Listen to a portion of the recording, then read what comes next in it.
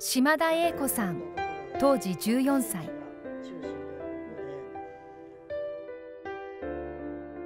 山中高等女学校3年生だった島田さん。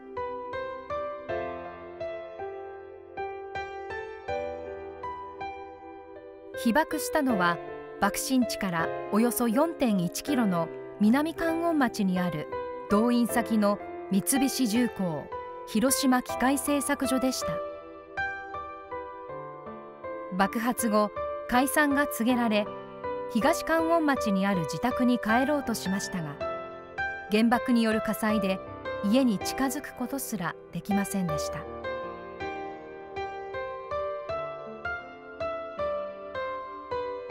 島田さんは父、母、弟の4人家族。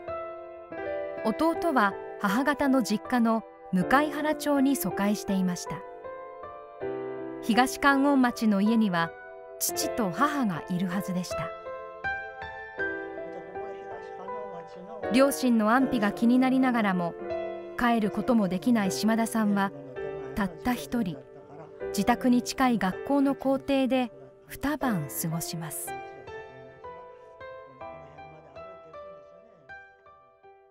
8時前ぐらいに三菱に着いて、それで掃除したりして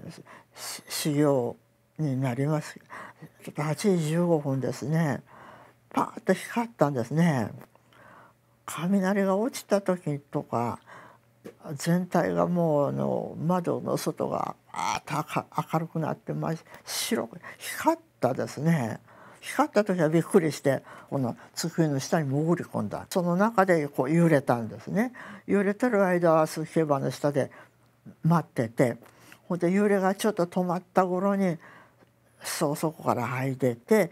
空をもう見たら外がもう真っ暗っていうんかな、とにかく爆弾が落ちたみたいな直爆を受けたかなと思いました。ガラス窓の下の方にいた人はもうガラスがこう体に刺さったみたいでいっぱい血を流してるんですよ。ほんで怪我人がいっぱい出てて、で私は怪我してなかった、潜り込んだおかげだったんかもわからんけれども、揺れが収まって5、6分してどうなったんかなと思って、その外階段を走って降りて広島市街の方を見ました。もくもくと雲が上がってるんですよね。それが後からキノコ雲って分かったんだけど、まだこう上がりつつありました。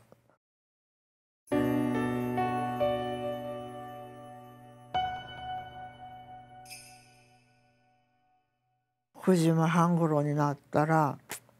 学徒動員は解除いう指令が出たんですね。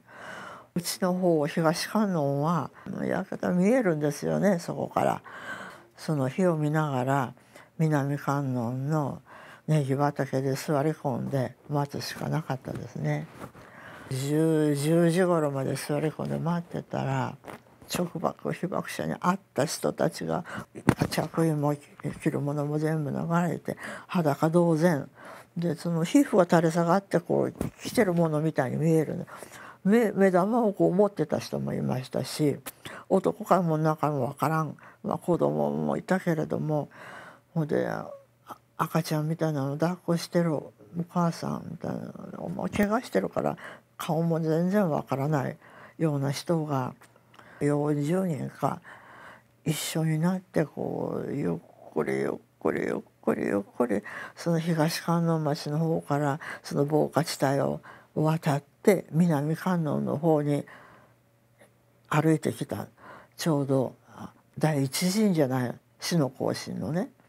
私それ見て初めて、うわ中の方はこんなひどかったんかなと思いました。9日の日もう6、7、8、9、9だからもう3日目ぐらいになるんですね。高田郡向原町に逃げ帰った母と、それから親戚のおばさんたち3人組が私を迎えに来たんですね。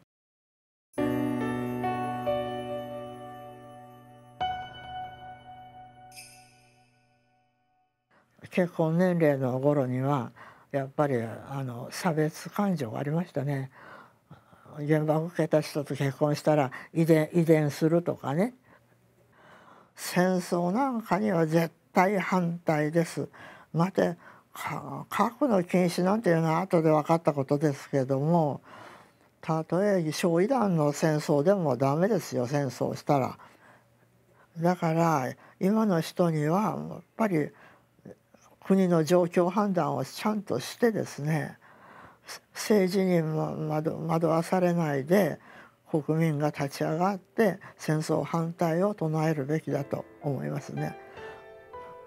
そんなに原爆が使えたんなら自国でやってみなさいという気がします。